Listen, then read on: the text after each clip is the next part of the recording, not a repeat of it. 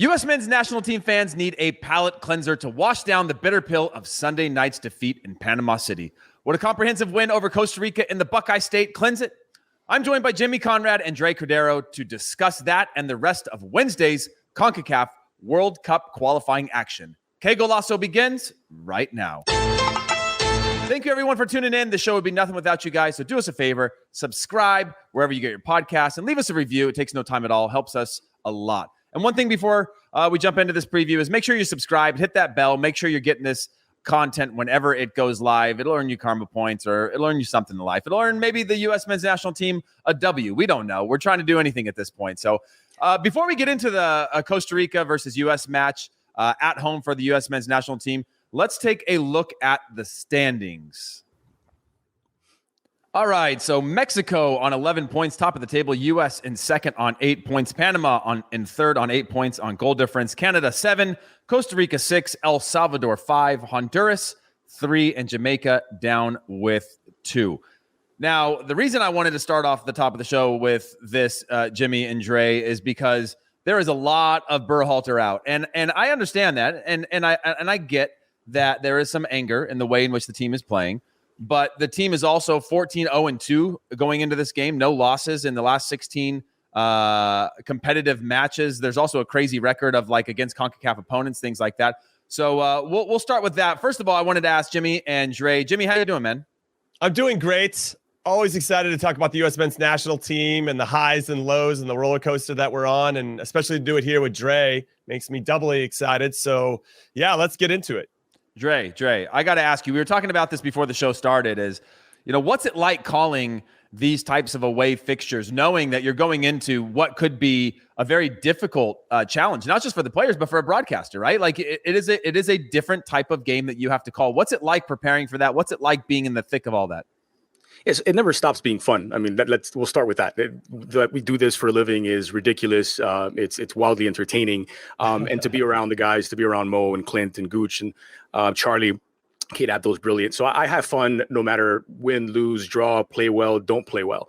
That said, these are very, very challenging games. And the fact that we get pretty much exclusively the away games that I'm working on, you kind of know that this could happen, right? And so you shift, if you want to talk a little inside baseball, you shift your style a little bit to become more minimalist, so you don't run the risk of rambling or complaining too much. I think fans of the U.S. Save that for the podcast, Trey. That's what podcasts are for, rambling. Yeah. They know the game. You don't need to tell them that what they're seeing is not good. I did get into a little bit of trouble around the 70th minute for asking Mo if he'd take a point, because it was a very obvious question at that stage. The U.S. were dreadful, and it was an obvious one, but I did want a former U.S. international to tell me, on the record, yes, I would very gladly take a point, and I did get that from him. But again, it doesn't stop being fun.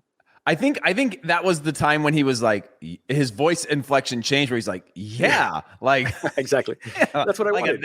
I wanted that reaction. Point, obviously, which I thought was, I appreciated the candor on that one. But also, by the way, guys, before we go any further, We Global Football said the three favorites to qualify for Qatar from CONCACAF are Mexico at 99.58%, the U.S. at 98.12%, so 98%, Canada at 92%, and then it drops off of odds of qualifying to Panama at 23%, and then it just goes down to basically Jamaica at the bottom at 5.83%. Now, I don't want to read too much into the stats or any of those things, but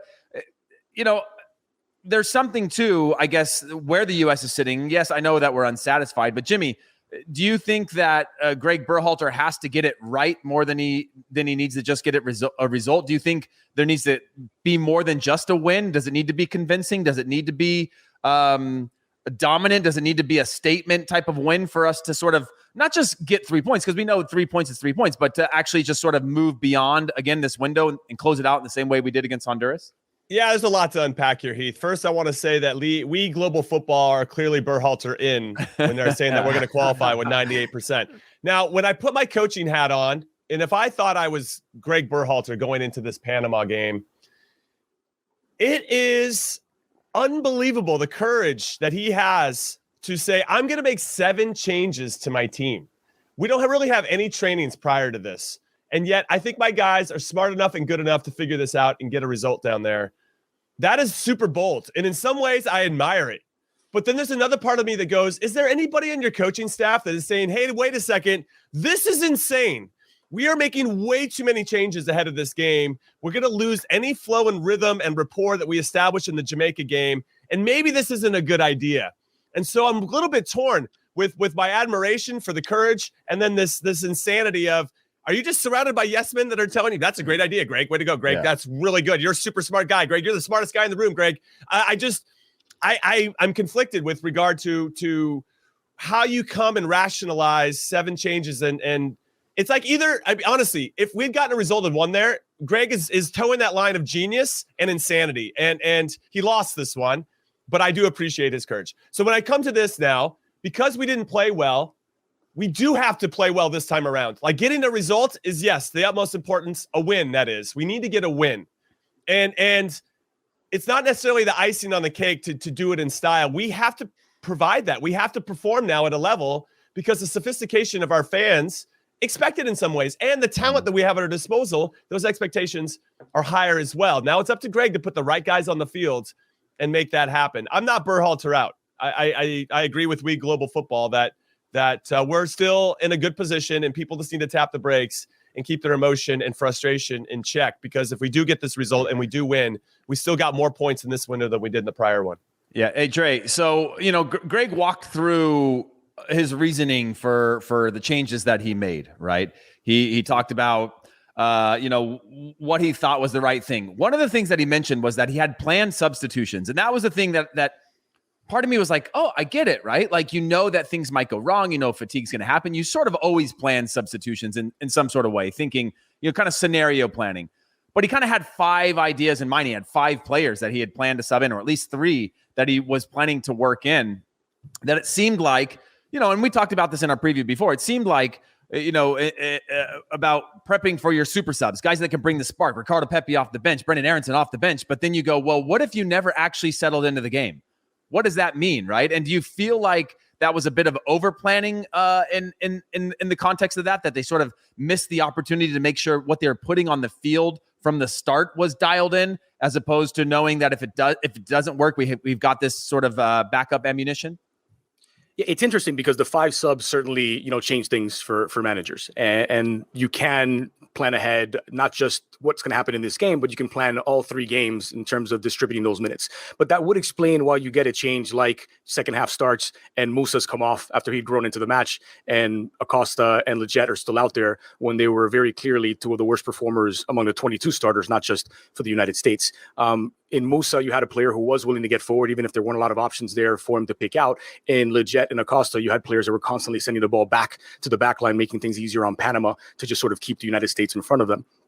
So I wonder how much those planned substitutions hurt you in the end. I think there's 2 players for me that are indispensable for the United States. If you want to win, if you have to win, based on this squad, right? So we're leaving out the Pulisics and the Reynas and the guys that are not on this particular roster.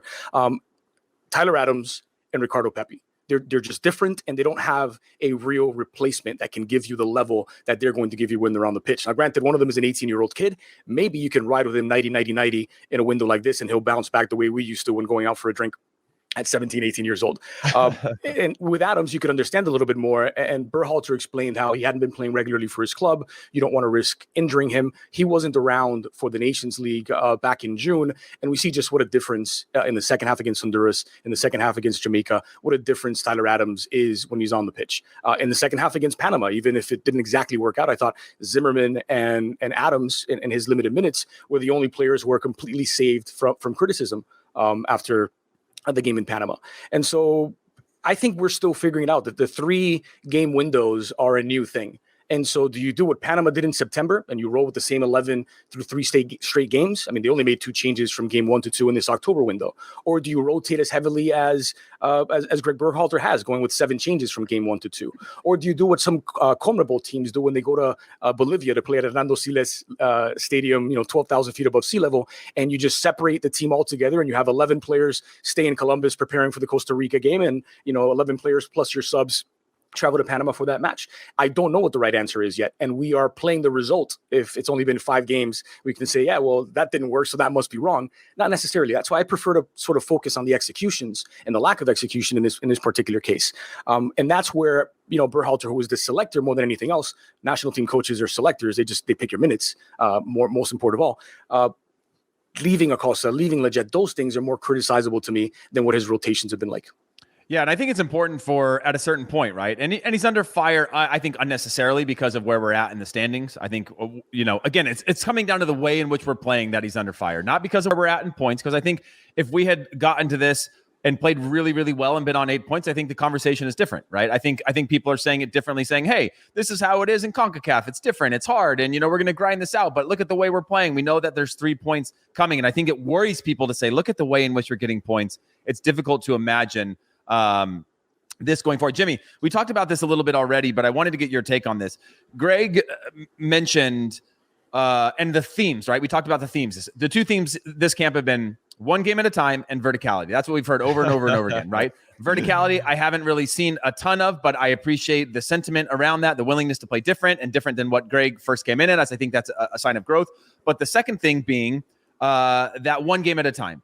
And it felt like to me that this wasn't one game at a time, that this was putting your eggs into the majority of your eggs into 2 baskets, knowing that that's where your points are. And I'm not against that. But do you think that it was different than one game at a time? Do you think one game at a time should mean that the only game that truly matters is the one that's right in front of you, and you'll get to the next one next, and how you respond? Because it certainly didn't feel like it was one game at a time with, again, the team that they put on. And I'm not blaming Gregg for that. I think most of those players failed to do their job on that day. I think they didn't step up. I don't think they were on the same page. Part of that, I think, is a lack of cohesion and tactical awareness. But Jimmy, give me your take on one game at a time, at least. You know what they also failed at? Verticality. At some point, if the game is taking certain things away from you, and as you can see Panama grow into that game and obviously start to overwhelm our midfields, then you know what? Bypass the midfield a few times. Drop it into the corner. Let us battle with the guys we put out there to battle. You got Zardes, you got Areola. Are they out there for their unbelievable finishing ability? That would be Ricardo Pepi. You waiting for somebody to actually grab the ball and play underneath? That's Brendan Aronson. We didn't start those guys. If we're going to compare those players, just drop into the corner and battle and try to win it up the field. That's a verticality that, yeah, isn't sexy, but it is effective. And it felt like we put out an effective lineup. And we didn't even see any of that. And because our midfield wasn't linking up, it just seemed like we weren't solving those problems, and everybody decided to play safe as opposed to actually trying to solve it. And at least, hey, if we're going to play safe, let's play safe in our attacking half and their defending half and see if we can, win a ball and play from there. And we just didn't do enough of that either. And that speaks to something that pisses me off, because we did kind of what we needed to do in the first 45 minutes. We survived, and it was 0-0 at half. We make some changes like, that's going to solve all the problems. Like, well, it worked for us in Honduras. We're definitely going to score 4 goals now because I made some subs at halftime that were planned, by the way. Planned subs is crazy. It's like having zonal defending on set pieces. It's just like, what? The game is going to shift and adapt accordingly. And to Dre's point, if Acosta and Lletget aren't doing the business, then take those dudes off. If they're not having a good game, that's part of it. He did that on Honduras. He recognized the guys that weren't playing well, and he took them off. That didn't feel as planned. But maybe it was, and fair play to him if that was the case. Those guys just didn't happen to play well, and it timed out perfectly. And that's where I feel like maybe Gregg was drinking his own Kool-Aid a little bit about, like, I'm a mastermind. I got exactly what we're going to do, plan subs, all this stuff. And it didn't work out. And it just pisses me off, because we could have solved some problems there. Like, hey, boys, we're getting overwhelmed in midfield. It's okay to drop the ball in the corner, and let's let them try to play out of pressure. Let us try to get a mistake on their end, and that will give us confidence to build. And actually, I don't know, Dre, you were there. You watched every single minute of it and called every single play. Can you tell me how many times we connected 5 passes and set a rhythm and flow in their half of the field? I bet you it's less than 5. Is it still verticality if it's going down, right? Verticality is up and down. There's a lot of back passes that I think could qualify as verticality. There was no connectivity, but to be fair, there wasn't much of that against Jamaica either, right? So the combination between the midfield 3, of which I was super excited for, to see Adams, Musa, and McKennie against Jamaica. In the second half, it got a little bit better, but it's not as if those 3 guys were triangulating all game long. This team is vertical, and you never say a word so much that you just ground it to a pulp and it doesn't mean anything anymore. We've reached that point with this word now. But the reason they're playing more direct, we could say, is the characteristics of the players that they have. If you have Gio Reyna and Christian Pulisic, those guys are coming back toward the ball. They want it played to their feet, and other guys are going to have to make those runs into the area. What we have right now is a lot of runners, a lot of flyers in attack. And so as a result, you want to play that way. I'll tell you one thing that Gregg talked a lot about in the lead up to this game and to the Jamaica one, and we saw virtually none of, which I think is maybe more important than that combination between that midfield three. Because if you're playing direct, if you're playing one, I'm okay with that as long as you're creating chances, is how few switches there were in this match. Like how seldom we moved Panama's defense by switching the point of attack quickly, by forcing those guys to move. And so you combine that, which made the US easier to defend against, with the fact that, as Gregg said, the field conditions and our level of fitness will determine how hard we press. Well, we were basically waiting for them at the midfield line, trying to make that half of the pitch shorter for them. But then once they got there, they still managed to pass their way through fairly easily, especially in the wide areas, especially through Eric Davis's side. So it's the execution for me that didn't work. You can say, okay, we're going to play vertical, we're going to play direct. Great, take some chances, take some risks. But if you're not connecting on any of those passes, that's sort of a bigger deal to me than what style of football you chose to play. Yeah, so let's shift that in terms of what was missing into what is needed for this U.S. team. Again, playing at home against Costa Rica, a Costa Rica team who has now come to life. I don't think they've necessarily been a lot better now that they've gotten when they got their win, but they got to win nonetheless, and that's all you need in CONCACAF to have just a little bit of a fighting belief that now you're in the thick of that middle pack and you can start to scrap out results. So, Jimmy, who do you want to see play? What do you like? Who is going to be the difference maker for you? Who do you want to see? Who should be out? Who should be in for this? Is it another 7 changes back in to get back to a closer lineup that you want to see? I mean, that crushes me too, because now we have to go back to another 7 changes to then now establish a flow very quickly. And the Jamaica game feels like, I don't know, like 3 years ago, because we've been suffering through this Panama game. So ultimately, I would start with using that base of what worked against Jamaica. I would have Anthony Robinson back in 100%. Miles Robinson comes back in. Walker Zimmerman, probably our most reliable player over these last 2 games, and I think has earned and warranted another start. I feel bad for Chris Richards because I think we all wanted to see him play. I don't know if this is the game for him to get his first World Cup qualifier. I feel like there's a lot on it, and that's asking a lot of him. I think he's capable of it, but I don't know if they're going to risk it. And Walker Zimmerman has been pretty solid. That said, I don't know if we're going to play him for 3 straight games. It's going to be that's a lot of thankless work you have to do as a center back at times, and we were under the gun for a lot of that. Jimmy, can I ask you that though? If they start Walker Zimmerman, why did we need 7 changes? If we are capable of playing players 3 games through because of their importance in the team, then why can't we play? Why are you triggering me right now? I get it, dude. We're on the same goddamn page. Okay. I just wanted to throw that. I just wanted to roll that grenade into the room before you keep going on your. Well, thought. You pulled the pin as well. You're blowing up things all over the place. So Zimmerman, I could see Zimmerman and Miles Robinson being the core. And I think what I really like about Zimmerman and where maybe Chris Richards would lack a little bit, it's not an ability, it's just that leadership and presence that I think Zimmerman has definitely established over these last 2 days. I mean, he's wearing the captain's armband for a reason. Then you got Des coming back in. Hopefully he's healthy. If not, then Yedlin comes in. Tyler Adams for sure, to Dre's point. I mean, he is a guy that needs to be playing every single minute for us. McKinney, Musa. I put that midfield. That's what I want to see. I want them to continue to get experience together. So I want McKinney, Musa, and Adams in midfield. Pepe up top for sure. Brendan Aaronson's back in the team. And then on that other side, I just wonder a little bit. Matthew Hoppy's another example. Why haven't we seen Matthew Hoppy? Is he not training well? Is he? I don't understand it. Why wouldn't you bring that guy in, especially in a Panama game where you bring in Yedlin? We're down a goal. You bring in Yedlin. That might have worked against Honduras, because he's hitting crosses from deep, but we weren't even looking like we're going to score. Put on somebody that can maybe change a game by himself. I thought that was interesting non-sub. So I wonder if Hoppy's going to feature in here. He's already said he doesn't like playing out on the wing, but dude, if you want to get minutes and World Cup qualifying, just play where you're going to play. I wouldn't mind seeing Timothy Weah in some capacity. My concern is that Costa Rica is going to play a low block in a 5-4-1. They're going to be hard to break down. And we have to have some players that are looking to do some in, back, and through. I think you can catch Calvo. If he gets another yellow, he's suspended for the next game. I think he's going to be a little sensitive and potentially, it's going to catch up to him at some point because that guy's a yellow card machine. But I think we can catch him out of different spots, but there's got to be some quick movement, especially in front of that back 4. They just do a good job of protecting that space. So it really lends itself back to the narrative of We just got to take what they're giving us and play on the front foot, because we were on the back foot the whole 90 minutes against Panama. Yeah, and a few things we know, Dre. Joel Campbell's out with the ankle sprain. Thank God. Jose Guillermo Ortiz tested positive for COVID. And you talked about that triangulation that you didn't see a ton of between Musa, McKinney, and Adams in that first game. But the thing that I liked about them is that they all wanted the ball in tough spaces. And I think that lended well into creating space for each other, knowing that you're forcing the opposition to have to move and adjust and make, kind of unbalance them constantly, knowing that they can play quickly, they can play up, back, and through. Jimmy, and I think that's a great shout. And the way that we've been best is always that up, back, and through, and that lends to Dre's point of changing the point of attack. It comes in, it comes out, it goes out the other side. And now we've got ourselves with this momentum where even the fans are going like, oh my gosh, we're now in the attack. Something might happen here. And guess what? Against Honduras, it did. It hasn't much. I would love to see it in the first half, but Dre, for you, does that lineup sound what you'd like to see? Is there any differences that you'd want? Is there anything that stands out to you in terms of differences you would make against Costa Rica, specifically them as an opponent?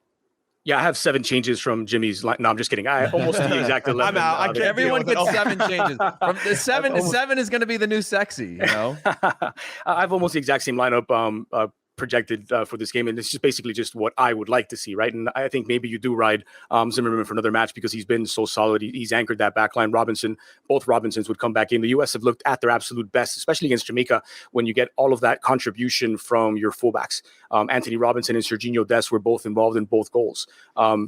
You can be very direct and very threatening when those two guys are flying forward, and both are quite good in attack. And I think that means you don't necessarily have to play with 2 wingers and 2 players out wide, right? And so to go back to that midfield point before I talk about the forwards, that's the midfield I always want to see. And I want to see these guys develop that chemistry because I think Adams, McKinney, and Musa are very just stylistically complementary parts. They all bring something interesting to the table. You've got Musa's willingness and enthusiasm to get forward, to break through lines with his dribbling and his passing.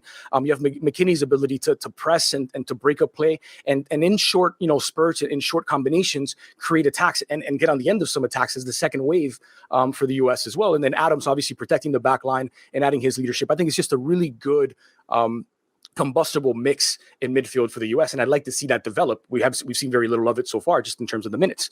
But because you can have a Robinson and a Dest or Robinson and a Yedlin, depending on Dest's fitness, I don't think you necessarily need to go 4-3-3 with 2 wide men. I think you can play Brandon Aronson a little bit more withdrawn in an attacking midfield role, and then Timothy Weah I think works quite well as a second striker. So if you've got Pepe, Weah, and Aronson as your front 3, maybe a little bit more narrow to start, you get your width from your fullbacks and your muscle from that midfield trio. That's probably the 11 I'd like to see against Costa Rica at home, where they could be comfortable, where they could be proactive, and when they could play in the Ticos half. I like that. Jimmy, do you think that the energy around this team right now can be squashed? Like the negative energy, let me rephrase the question. Does this game for the players do you think they are feeling more pressure in this game than they would? I go back to the 2010 cycle, right? And we went down, got battered by Costa Rica. Ryan Ruiz hits a banger at the top of the box. I remember I didn't even dress for that game. I was in the stadium in like one of the suites, which isn't really a suite. You're just amongst the fans, wearing a U.S. crest, and the place is shaking. Go back, and I think we played Honduras next, where Connor Casey, I think, had a goal or two, and we ended up I think we went down in that game, but bounced back into that where everything was super high pressure. Everybody could feel it. Do you think the players are feeling it this early on to know that this is a must win, or do you think it's overwhelming? Because we're also in an era where, guess what? These guys are sitting at home.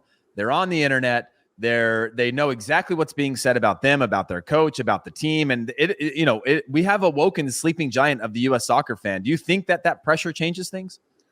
I do think it makes the players aware that this matters to a lot of people in a way that maybe we didn't have that type of access before when we were playing. When I was at the World Cup in 2006, we were in such a bubble with Bruce Arena as the coach. Even though the internet was around, I didn't go read.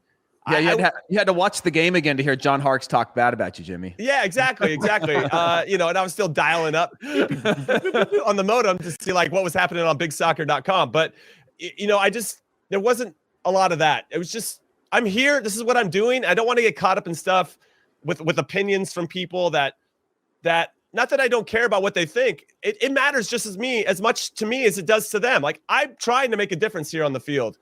And or when I get the opportunity to do so. And I remember there was, and I don't know which coach I heard this from, but it's true. You're never as good as you think you are, and you're never as bad as you think you are.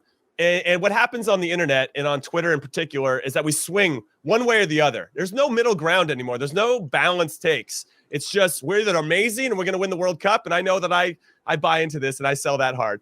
Or we're the worst team of all time and Berhalter needs to be out. And there's a fine line between that. But that's what gets clicks and that's what gets likes and retweets and all that crap. So I get it. But I think with the players, counterpoint, Jimmy, though. Yes. Just a little counterpoint here. Isn't this what we want, right? I remember. Yes, we do. I remember following U.S. soccer, like the early aughts, for example, make a big buzz in the 2002 World Cup. And yet people didn't care nearly as much. And yes, you can say, Twitter didn't sort of spread the information quite as quickly. Social media wasn't a big thing. But the national team coaching job didn't have, for you guys would have been different. You were on the team, so you have a different sort of perspective on this. But from the outside, the U.S. national team coach didn't have a ton of pressure on him necessarily because Sports Center wasn't going to blast him afterwards if it didn't have a good performance. The team was only going to be talked about if they played well and wasn't going to be criticized if they didn't. Like this, we've reached the point that we wanted. We've reached the point where this stuff really matters in people's lives. And they get really angry with you if you don't give them what they want. I love that counterpoint, Dre. And I'm going to say that I think we're inching closer to Mexico because Tata Martino's on top of the table. And I would go out there and suggest that maybe over half the population in Mexico wants Tata Martino out. And I'm like, dude, the guy's on 11 points. They haven't even actually played their best yet. And yet they're still on top of the table. I cut this guy some slack. Anyway, with regard to what you're saying, though, yes, that pressure is important. And I think it does show an evolution of the fan here in this country and that we do have expectations and people do know what they want to see and how they want to see it. And that's all good. But I think it's going to be now to your question, Heath. This is where Gregg steps in as a manager and controls the group a little bit in terms of messaging and what they're saying and how to relieve the pressure. And, hey, if we really are selling this one game at a time thing, then that game's done, and now we have to look forward. We saw Walker Zimmerman have to answer questions right after that game where he's probably massively disappointed to lose when he's the captain. Every time I wore the captain's armband, I just didn't want to lose that game. I was doing everything I possibly could to not lose. Humble brag. Oh my gosh, just chuck it out there. Yeah, when I'm flexing all over the place. When I was forced to wear the captain's armband. When I'm forced to wear that captain's armband. But you didn't want to lose that game. Like you didn't want to go out there and lose that game. And so he said a lot of the same things. We just have to look forward and get through it. And that's going to be really important for Gregg, who's maintained and I think built a very vibrant culture within the group. But these are the times where we're going to see what we're made of. We're going to see how we cope with adversity. And this experience is ultimately going to be better for us. And it's going to help our player group and our player pool grow. But it also hurts right now. It stings. Dre, let's talk about the lack of goals in 8 straight games in the first half and what that means for the team. The theme that Jimmy and I had, and Jimmy was very bullish on this, was that the team has found a way to stay in games, even when they're not playing great, right? And then you get punched in the face by Panama and you go, hey, whoa. You're not allowed to do that. You're allowed to draw. You're allowed to play poorly and learn. You're allowed to do all these things. And now you lose, and the whole world goes, whoa, these guys are not good. We need to fix all this. And so I guess give me your 60-second take on the importance of scoring in the first half, or if that's not something to worry about, if they can do it in the second half. Is that a problematic stat to you? And if so, how do we fix it? I think you'd file that one in the 2-0 is the most dangerous score line. You've got to score first. Put that in like that shelf and just put it away. And I'm guilty of it during commentary, especially if the game's a little bit dull. I'll bring some stuff like that up. But you're still the second. 8 games, man. 8. But you get the second most goals in the octagon. Right? I like that. Counter stats. But one goal less than Mexico, and we think of Mexico as being the best attacking team, maybe in the region, right? And so I don't care if you're scoring all of your goals from the 93rd through the 97th minute, as long as you're outscoring the opposition, as long as there's a coherent plan and a coherent strategy about how you're facing the game. Again, it's always down to execution for me, and so I don't read a lot into not scoring in first halves. I think you can make the case that it's not just that there aren't the goals in the first half, but that the performances have been flatter in the first half, sort of across the board. And that maybe this team does need to feel a little bit more under pressure in second games with the clock working against them to really come out of their shell and start to express themselves. If you're creating chances in the first half and not scoring, I don't care if you score 4 in the second half and win the game anyway. So I don't think the stat matters, but I do think that the approach to come out of the locker room looking like a team that's hungry, looking like a team that wants to make the other team uncomfortable is important. And we definitely away from home haven't seen much of that. Even at home at times, it's taken until after the halftime break and some adjustments to get that out of them. Jimmy, let's talk about Los Ticos. A familiar foe in CONCACAF, one that we've talked quite a bit about in terms of the generational shift that they're going through right now, the aging of their players, the need for new players to step up. But now they find themselves with a newfound belief. What can we expect from them? Who do you expect to be dangerous in this one? And where can they cause the U.S. some problems? Well, I'm going to start with your last question first. I think they can cause us problems on set pieces, especially if we're going to stick to the zonal defending, which I've already put my flag on the ground and said, I cannot stand, and I hope we get away from it. I don't mind a mix of some zonal and some man marking, but we don't need to go down that path anymore. Everybody knows how I feel about it. But I thought they were very dangerous on set pieces in particular against El Salvador.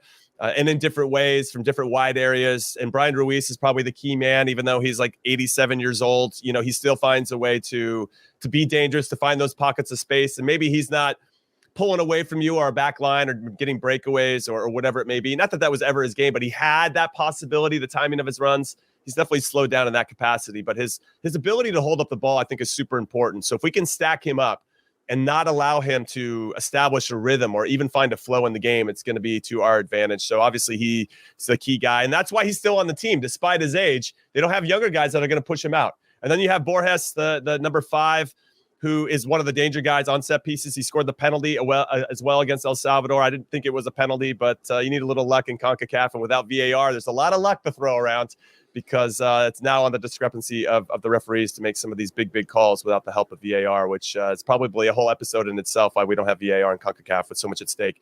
Now, this win against El Salvador puts wind in their sails, and now we're coming into it not feeling as great about ourselves, and that makes me a little bit nervous, and I think they probably can sense how you can frustrate the U.S. They can look at what El Salvador did, what Canada did in particular at home, really stifled the attack. They are going to sit back in a 5-4-1, but there are moments where we can get at them. We just have to play in transition and play quickly. And I want to bring up Glenn Meyernick, who was the assistant coach for the national team, rest in peace, when I was there. And one of the first things he said to me, he's like, if you want to stick with this team, you have to play forward as quickly as possible.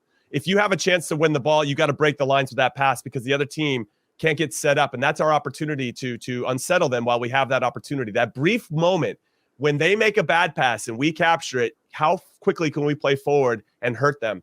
We didn't see enough of that against Panama. We saw it against Jamaica. There was a little bit more of that urgency to play forward and play forward quickly. We need to see that again against Costa Rica. And because everything's so nervy, we got to score in the first half, man. That is a worrying trend that we have gone 8 straight games without scoring in the first half. Something has to change there. And if we can make Costa Rica suffer, that's my big thing. If I was Gregg, we have to make this other team suffer. We didn't make Panama suffer at all. The goalkeeper, we didn't get a shot on goal. The goalkeeper could have been smoking cigarettes like Mauricio Sarri back there. We didn't even test him, So we need to make Costa Rica suffer. We have to move them around, let them chase the ball, let's be in control.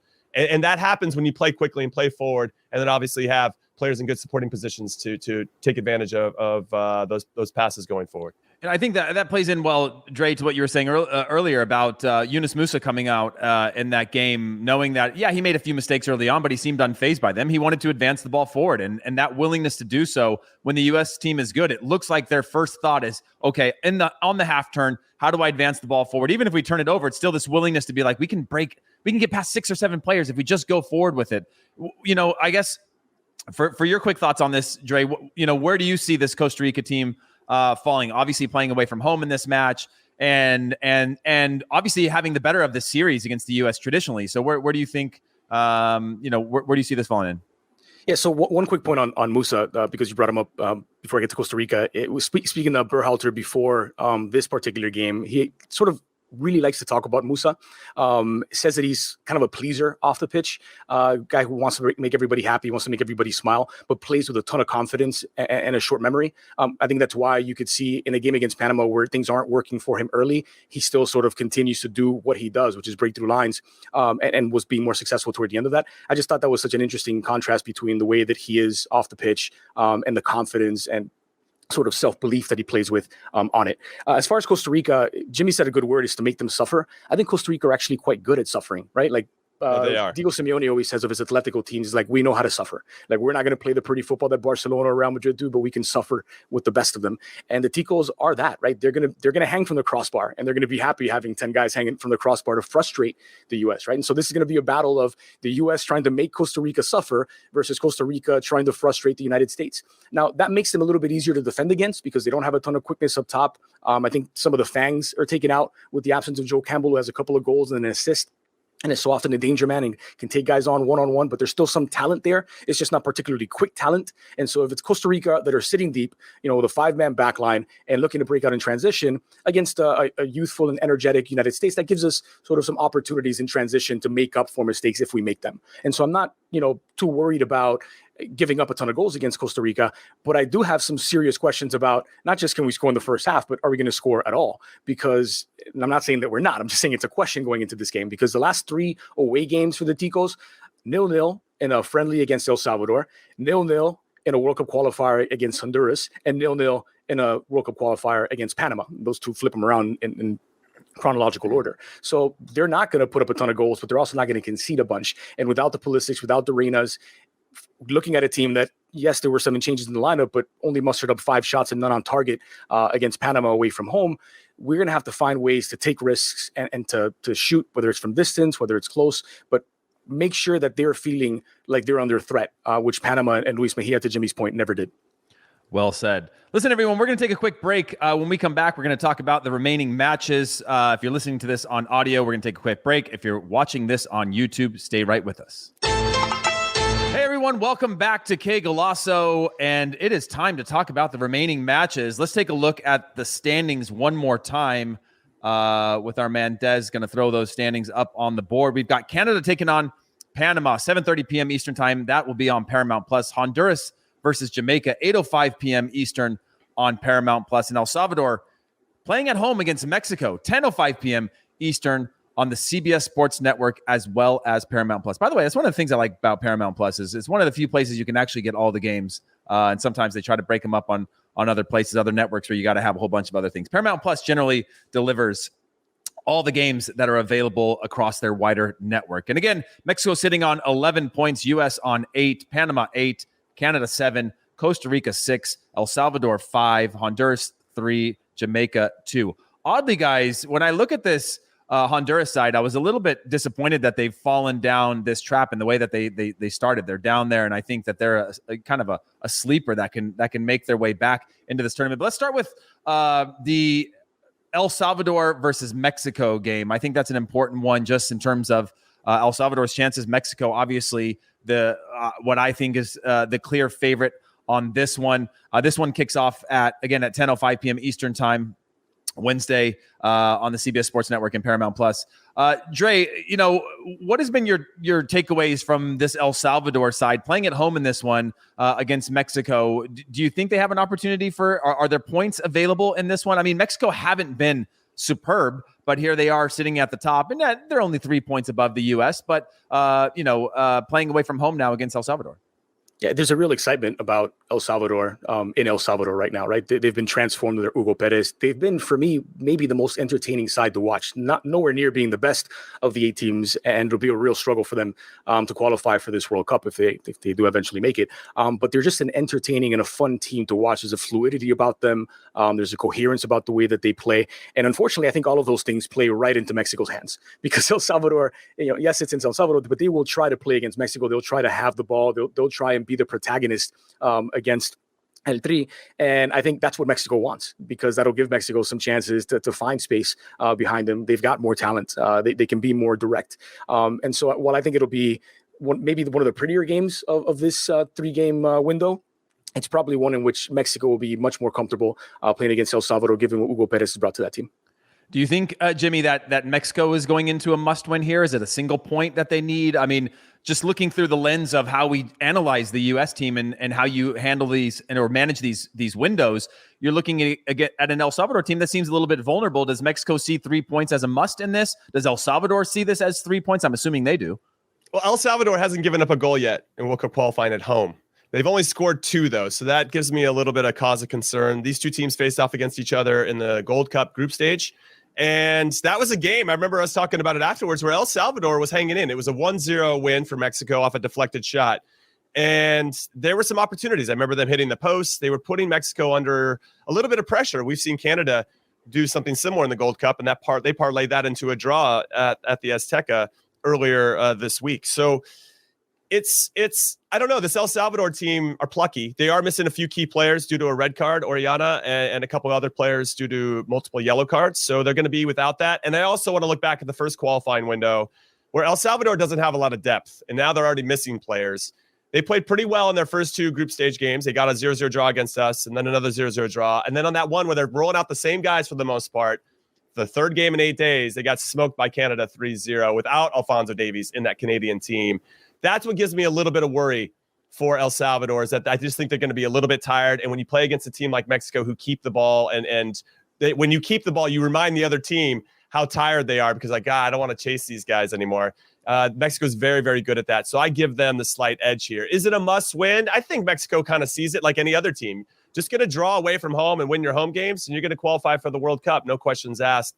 I think they go for the win and then settle for the draw if that's what they get. But I think they're going to have more than enough, a little bit more of that quality, especially with Chucky Lozano and Tecatito, who's been sharp, and Raul Jimenez back in the team. I don't know if all 3 of those guys are going to start again, but I think very similar to our midfield, the U.S., they got to get those 3 guys as many reps together as possible. So it's, we could see Tata Martino maybe roll that out for 45 to 60 minutes.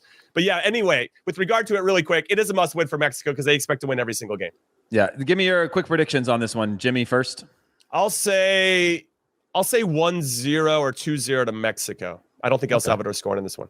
Dre? Yeah, we're agreeing on a lot. We have the same U.S. lineup, more or less, 1-0 Mexico for me in this one. One of the interesting things, and I'll take it a little bit further, one of the Mexican players who hasn't scored yet will score that 1 goal, right? Because if you look at Mexico, they're top of the scoring charts in the group, 8 goals, 8 different goal scorers. Mm-hmm. Wow. Yeah, even Funes Mori scores. So like, there's goals out there. He's like the Timo Werner of Mexico. Yeah, there's goals out there for everyone. All right, so let's shift our thinking over to Canada versus Panama. Obviously, this one has the most implications, I think, for where the U.S. stands right now. And I hate going into a game thinking about what everyone else is doing. I don't think the players think about it as much as we do, just because of the way that the live table and the way that it reads. But Canada playing at home versus Panama. Panama obviously buzzing after a convincing win over the U.S. Obviously, I don't think they played beautiful or pretty, but they made the U.S. suffer for long periods, and they were able to pull out a result. Thomas Christensen just, outsmarting, I think, this team and really finding a way to get them to dig deep. They now have to travel all the way to Canada. That's not an easy trip. It never is in CONCACAF, but Canada playing at home. Dre, we'll start with you. I mean, what are your thoughts on this Canada versus Panama matchup?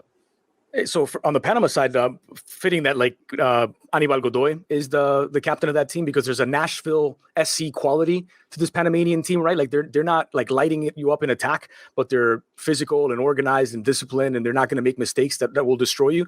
And that was the difference to me between the U.S. and Panama in this game. It was Panama didn't make costly errors. And I think that's something where, Canada have had a lot of sort of moral victories in World Cup qualifying, but not a lot of actual victories in these 5 games, right? Just the 1 win that came against El Salvador. They get held by Jamaica, which I think we can agree that this Jamaica is probably the worst of the 8 teams in the qualifiers. Granted, it was Jamaica at home, but a 0-0 draw.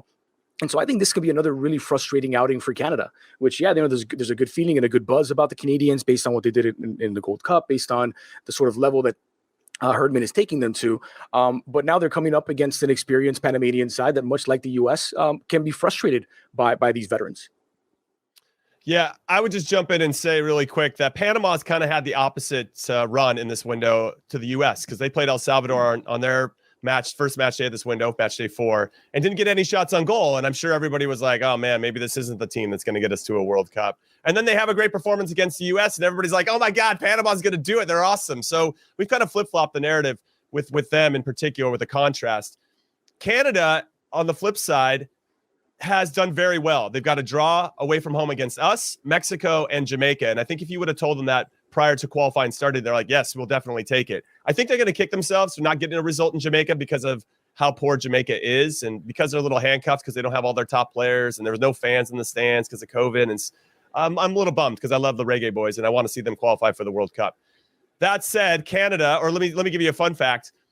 There's been 5 teams since this qualifying phase changed here in CONCACAF in 1998 who were undefeated in their first 5 games, and all 5 of those qualified for the World Cup. Now, so Canada is 1 win and 4 draws in their first. They're undefeated.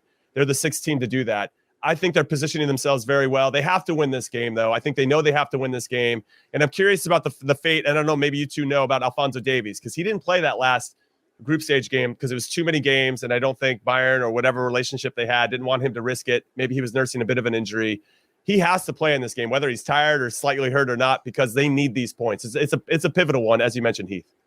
Yeah, I think it's huge, and looking at what Canada wants to do, Jimmy, you had the math there: 1 win, 4 draws. That puts them at 7 points. Obviously, if my math is correct, and we know that it's around 1.5 points will qualify you for a World Cup. Now, knowing that this is 14 games, and I think it was a historic low the last time around where 13 points or 14 points got you into the World Cup on 12 games. There are a lot of points out there. It is a long road, but we're starting to see now we're going to be after 6 games. We're almost halfway there. And Canada have to start converting those into wins. Obviously, as a U.S. fan, I would love to see a draw happen here where it just gets neutralized from a personal standpoint. But for Canada, they certainly need to win these home games. And I think it was the Honduras, I believe, that played Panama or played Canada in their first game away and really made it difficult for them. And for long stretches looked like they could take all 3 points. And Canada showed that vulnerability. But you still look at the way Canada is, and Canada seems to have this mentality of like, we're not going to let much go. We're not going to give up much. We're going to fight like hell. And I think while you were saying that, Jimmy, it angered me in just our pressing game of the U.S. And I don't want to go back to the U.S. preview, but just the pressing game triggers me to think about all this young energy that we have and just making the game predictable. If you sit back against these teams, we've seen every CONCACAF team in history, if you allow them to get better, they will get better minute after minute after minute. And then the magic of CONCACAF happens. 50-50 balls don't go your way. You arrive late to a challenge. Now the crowd is into it. Now the Olays happen. Like all those things start to build up because the game's not predictable. We sit back. We respect them almost too much. I know people think that we don't respect our opponents enough. Sometimes I think we respect them too much when we're away from home and allow them to dictate the terms. But anyways, I get off that preacher's corner now. I'm not going to talk about that anymore. Jimmy, what's your prediction for this Canada versus Panama game? Not as a fan, but as an analyst. And then give me your fan. And then give me your fan. I think that Canada understand what's at stake. I think they have a nice team. I think they know exactly who they are and how they're going to have success. I don't think they make 7 changes with the hopes of winning games, right? I think they just go out there and grind it out. And John Hertzman to use that 1 game at a time and saying that every game's a final. It's really important for them, this country in particular, to qualify for this World Cup without getting the handout of hosting a World Cup in 2026 where they don't have to qualify. They want to prove that they've got the goods to do it, and I think we can sit here and say that they do. These are the games, though, they have to prove it. Their other game that was a similar opponent in some capacity against Honduras, they got a fortunate penalty to come back into that one. They were down 1-0 at home, got a penalty to make it 1-1.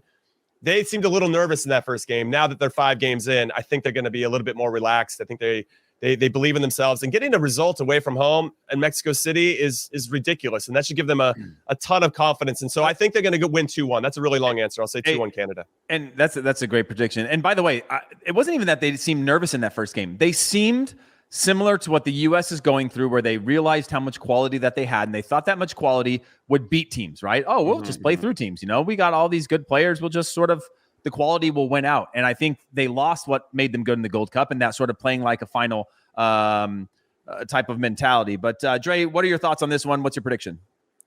Yeah, I've got a 1-1 draw here because I think the Panamanians are not going to give up a ton of goals. Canada, to me, look like a 3-point window right now, right? Like they drew 1-1 in Mexico, drew 1-1 in game 2. Now coming back home for their only home game, I'm a little bit more inclined to just say, yeah, no, they can take the victory here. But I've been impressed with Panama, and I think you look back to that 3-3 draw at the Gold Cup, Panama against Qatar, a team that was proactive. wanted to have the ball, wanted to attack them. And so there are games in which, Panama can sort of take a step up in their attack. It's not just the Nashville comparison that I made earlier. So I'm not yet fully convinced. Like, I think Panama have made, I think Canada have made strides. I don't know how significant those strides are yet. And so I see this as a difficult game for them, one in which, Panama could do what they do best and frustrate them. And probably, 1-1 would be a good result for Panama, and one in which Canada continue to march toward qualification without being elated about still sitting on one victory so far, and that one coming against the worst team in the region. Jimmy, I hope that happens and we win, because that will allow us to create some distance between those two teams. Yeah, that's my fan prediction. That's well said, Jimmy. I agree with you, Dre. Great prediction, Dre. Yeah. Final match of the day, 8:05 p.m. Eastern time on Paramount Plus. Honduras taking on Jamaica, or Jamaica if you speak Spanish. Jimmy, what are your thoughts on this one? I don't think Honduras is as bad as their 3 points reflects. I think for 2.5 games in the first window, they were very good and then just fell apart against the U.S. in that second half, and that's what everybody kind of remembers. They got a 0-0 draw in this first game of this qualifying window against Costa Rica at home. The Ticos only got 1 shot, and I think 5 overall, and Honduras had 24 and 5 on target. They're probably going to be kicking themselves for not getting a result in that one. And then when they went into Mexico City, which is never an easy place to play, and Mexico's only going to continue to get better because they haven't really hit their peak just yet. They were in the game for a long period of time, and then they got a red card, and then that's when Mexico scored 2 more goals. So I still feel like that's not a reflection of how good this team quietly is. So all the points you're making about how hard it is to have success in CONCACAF, Heath. I like Honduras knowing what's at stake here against a Jamaica team that's still very vulnerable despite them getting a draw. Again, as much as I have nothing but respect for the Reggae Boys, have a ton of Jamaican friends like Andy Williams that we used to play against, Kari Stevenson, Shavar Thomas used to play with me in Kansas City. Yeah, I'm sorry, guys. I think that Honduras is going to have a little bit more, and I think it'll be 1-0 Honduras. Yeah, Dre, before I get your thoughts, I just want to point out that these are the bottom 2 teams in CONCACAF right now. And if Honduras won any chance, and a Honduras side that I thought could be around the 4, 5, 6 seed and really battling until the final weeks. I mean, they're sitting on 3 points right now. You lose this one, draw this one, and you could start to see that gap where it becomes this insurmountable hill to climb. And not to say it's impossible, because anything is possible in CONCACAF, but it certainly seems like of all the games this weekend, in this match day, this one for Honduras is their biggest must win of all their matches so far. Would you agree? So like Jimmy, I have to sort of couch my prediction here because my wife is Chinese Jamaican. And so I could have an entire whole wing of my family very upset with me. I've already called them the worst team in their region. They are missing, obviously, they don't have the ideal roster that they would like to have. And there's a question if they lose this one as to whether they'll ever have that roster, right? Because then players start to say, you know what, maybe it's not worth making the trips to Central America and North America going forward in the middle of their seasons. I think this is where Honduras pick up their first victory. I think Honduras being at home is a big deal against a Jamaican side that have been just sort of disorganized and at times look like strangers. I think they could start a game fairly strong, but then just have trouble keeping their shape. It just doesn't look like a team that has a whole lot of coherence about them. They're at times easy to break down, and yes, they did get a really good result against Canada to get a point. But I agree with your point, Heath, that this is the best opportunity that Honduras have had to pick up a victory so far, and probably the best opportunity they'll have in this entire final round of World Cup qualifying. So I'll go 1-0 Honduras. Oh, I like that. Well, that is it from us. I appreciate you guys joining us on the pod. And don't forget to tune in to the Qué Golazo YouTube channel on Wednesday night for our live recap of U.S. versus Costa Rica and the rest of the Matchday 6 CONCACAF World Cup qualifiers. Whether it's a celebration or a venting session, we will be here, and we want you to take part in the conversation. So make sure you hit us up in the comments with your questions, takes, hot takes, bright ideas, anything that you think. We'll try to get those onto the show. And if you have a question for us, head over to the Apple Podcast and leave Qué Golazo a 5-star review with your question, and we'll try to get it on the next pod. Thank you so much, Dre, for joining us. Hey, absolute joy, guys. I mean, I hang out with you guys, so invite me to hang out some other time, please. And thank you. Yeah. Oh, we will for sure. And thank you, Jimmy, Conrad. Man, I like this group, man. This is a fun crew. Thanks, Heath. We made our producer mad because we're hitting almost an hour, but I appreciate both you guys. You know what? It's a great hour. It's an hour worth spending and listening to and getting smarter, and so you can talk smarter to your friends. I do want to say one thing before I let everybody go. Keylor Navas, the goalkeeper for Costa Rica, is the best goalkeeper that has ever played in CONCACAF. And if he stands on his head against the U.S., I'm going to be super pissed, and he makes all these world-class saves, and we don't win this game. That's it. I'm out. Thank you very much. Keylor Navas, I need you to be bad. Yeah, thank you, everybody. Bye. You heard it first from Jimmy there, even though, leading into this game before Matt Turner had gotten that loss, he was all in on Matt Turner being the best there ever was. So that's it from us. We will see you guys in the post-game show.